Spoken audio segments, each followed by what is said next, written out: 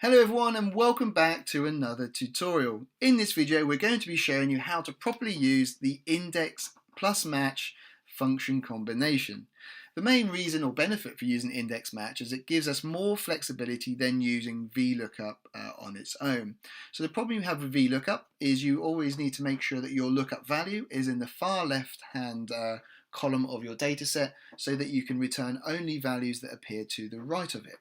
In our example we have here, as you'll see, we want to return values that appear to the left and the right of our search or lookup value. So in our example, we've got some simple data on the left-hand side here. We've got the region, the city, and the revenue and profit for each of those cities.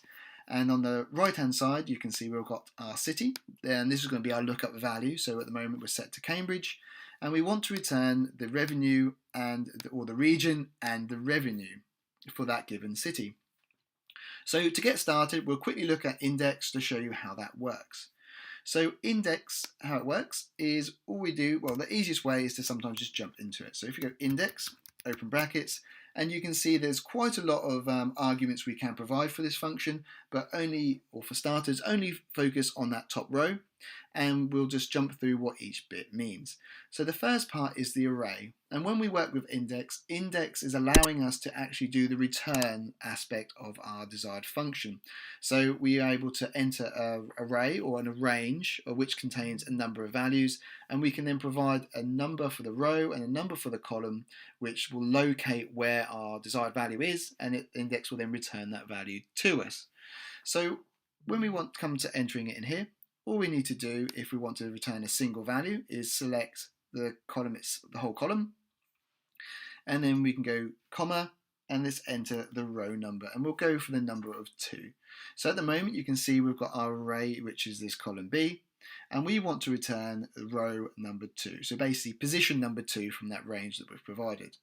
You can see that column number is surrounded with the boxed brackets, and that means it's an optional function, or an optional entry, so we don't need to provide that detail. But we'll come on to that in a second. So having populated as we're done, we can close brackets, hit enter, and you can see we get the value of Great Britain returned to us. And the reason we get that is because Great Britain is in the second row of our array that you can see highlighted here on the left hand side.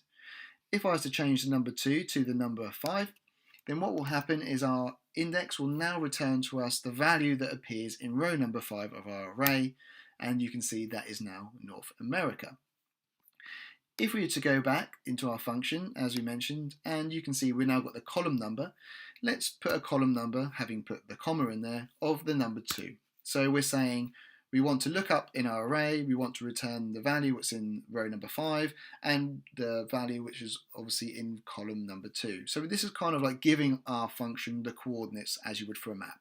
So you've got the longitude and the latitude. So we want row number 5 and column number 2. And when we hit enter on this, you can see initially we'll get an error. And the reason for that is because at the moment in our array we've only provided a single column of data, and when we want to then go into a second column, so we're trying to jump across here to city, it won't do it because we're moving out of our provided array. To get around that, all we need to do is just ensure that our array is extended out like so it now covers all the rows that we need and the 2 columns that we need. And when we hit enter, you can see that our value of New York is returned. And just to visualize that, what's happening is in our array, it's coming down to the 5th position. So we've got 1, 2, 3, 4, 5, which is North America. And the region is the first column within our array, and city is the second. So it's going to go to the second column, and that's how we then get the value of New York returned. So that's how the index function is working for us. So the key facts to remember there is if you want just one column, or you're only looking in one column, all you need to do is just select the array of a single column and the row number to return from it. If you want to return a value that could sit in multiple columns, then all you need to do is ensure that the column number that you provide is the same as the array that you've provided, or that the array extends the number of columns from which you wish to return. So that's the first part, and that's how we return a value.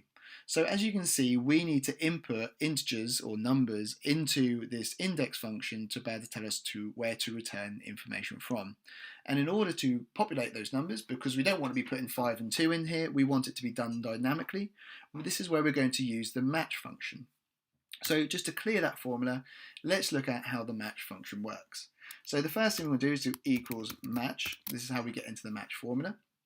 And this works by like kind of the VLOOKUP aspect of what we're looking to do, is it allows us to provide a value we wish to search for, an array in which to look for it, and match will then return to us the position of that array the value sits. So we want to look for Cambridge. So we can select Cambridge from just above here. We'll go comma, and then we're going to our lookup array section. So for us, it's going to be city. So we just need to select all of the values in the city for our lookup array, and then do comma. And this time we're going to be putting a 0 in match type, because that will make sure we get an exact match on our lookup value.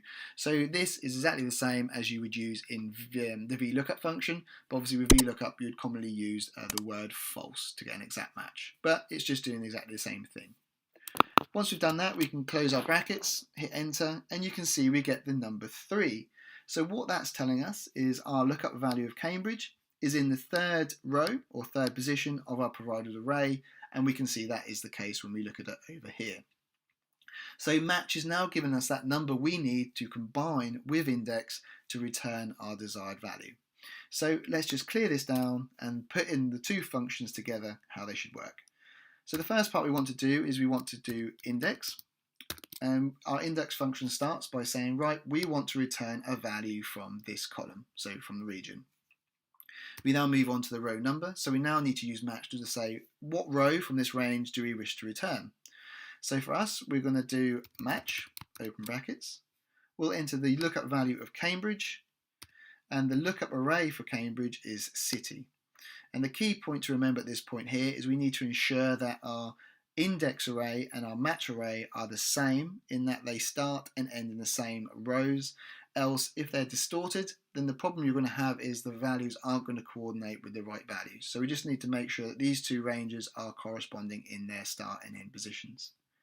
So we've entered our match array or lookup array, do a comma, enter our 0 to get the exact match. We'll do a close brackets to close or finish the match formula, and one more to finish the index. Now when we hit enter, we can see we get the value of Great Britain returned to us, which is obviously correct for our example here.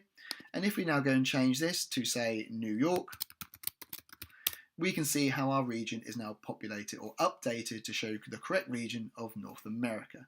So this is how we're able to use index match to return a value from the left of our lookup value, which again is something that we could not do using the VLOOKUP. So we now want to return the revenue. So this is going to be very much the same, especially for the match part, but we're just going to be indexing data from a different row. So we'll enter this formula combination once again. So we'll enter index, and this time our array is going to be the revenue column, because we want to return revenue rather than region. Do comma. Row number is going to be exactly the same. It's going to be our same match function, so we want to take the city and find out which row the city that we're looking for sits in. So we've entered our lookup array there. Our match type is 0 to get an exact match, close to end the match, and one more close to end index. And you can see we've now got the revenue of 9,805. And we can see for New York, if we go over here, we can see that's correct. So we've got the North America region, New York, and the revenue is 9,805. So that is how we can use, again, index match to get a different value, this time from the right side of our lookup value. So to take this one step further before we finish, and we're going to make it a bit more advanced, is how can we also now have the ability to flick between revenue and profit. So as you see, we've got the revenue at the moment, but what if we wanted to bring profit in and have the ability to flick between the two as we so desire? The first thing we're going to do is just quickly do a bit of data validation on the revenue so that we can have that the drop down to be able to select between the two. So we just need to select a list, select our input values of revenue and profit, and then go back, and now you can see we've now got our drop down available for us of revenue and profit. And at the moment, nothing's going to update our data here because our index is currently fixed on that revenue column. So we need to make a slight update to this this formula here, specifically the index part.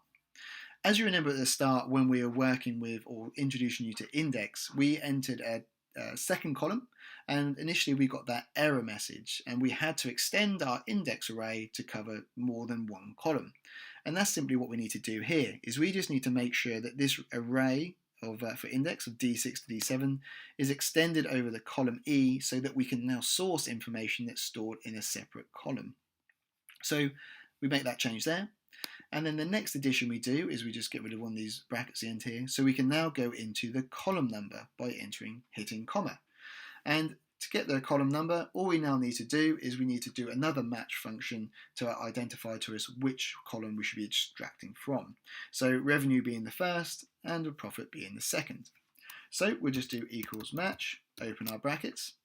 And this time we're going to be looking at our drop down here so we can see what value it is, because obviously if it's revenue, it's going to say it's position number 1 or column number 1, and if it's profit, it will say it's number 2, and it's that number that will allow us to then jump between the revenue and the profit column. So having selected that, we just then need to select our lookup array, which is those two values there, or the column headers, should we say.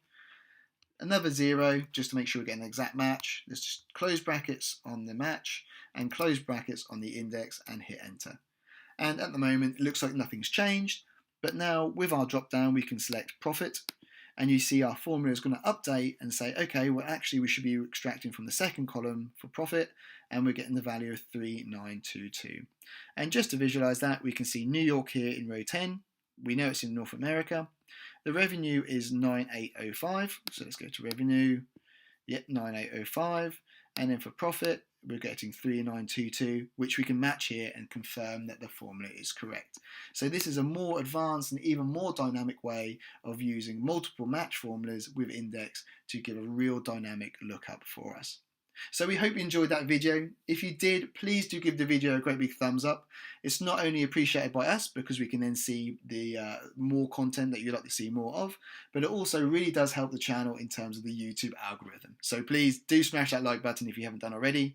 And as always, if you haven't subscribed to the channel, please hit that subscribe button. Make sure you hit that bell notification button as well so you're notified of all of our future videos that come out onto the channel. So thank you very much for watching, and we shall see you in the next video. Before you go, don't forget to check out the other videos on our channel. You'll see everything from other functions and formulas through to tips and tricks.